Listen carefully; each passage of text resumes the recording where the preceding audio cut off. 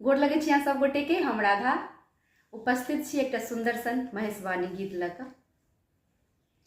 एक दिस छलके गंगा नीर, दोसर भस्म भरल शरीर, तेसर ठाढ़ छथ मैना के आंगन माँ, गौरी के सजन माना। तेसर ठाढ़ छथ मैना के आंगन माँ, गौरी के सजन माना।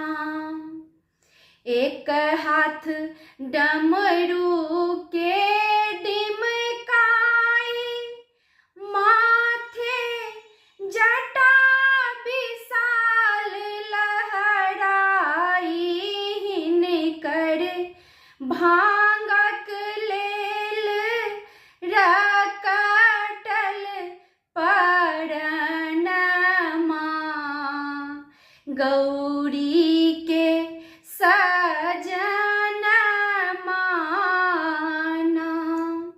हिनकर भांग लेला रकटल परन माँ, गौरी के सजन माना।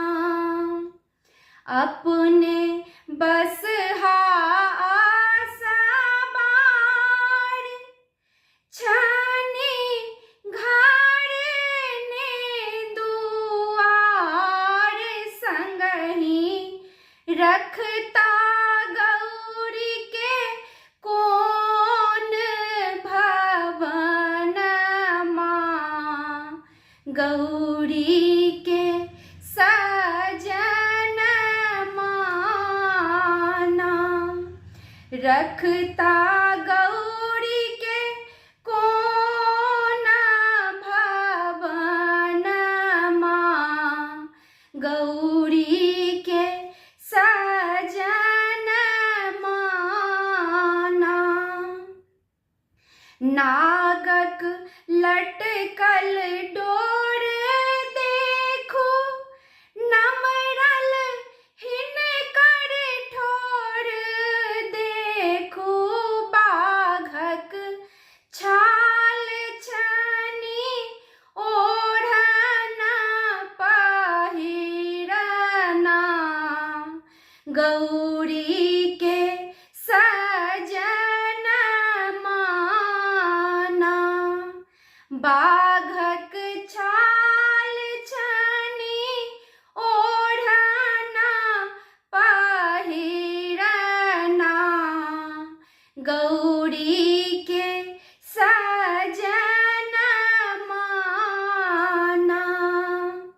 सखी सब देखल जखन रूप, नहीं छथि योगी नहीं भूप, ईता दारिद्र का करथ दुख हरन माँ, गौरी के सजन माना। ईता करथ दारिद्रक दुख हरन माँ, गौरी के सजन माना। धन्यवाद अहाँ सब गोटे के।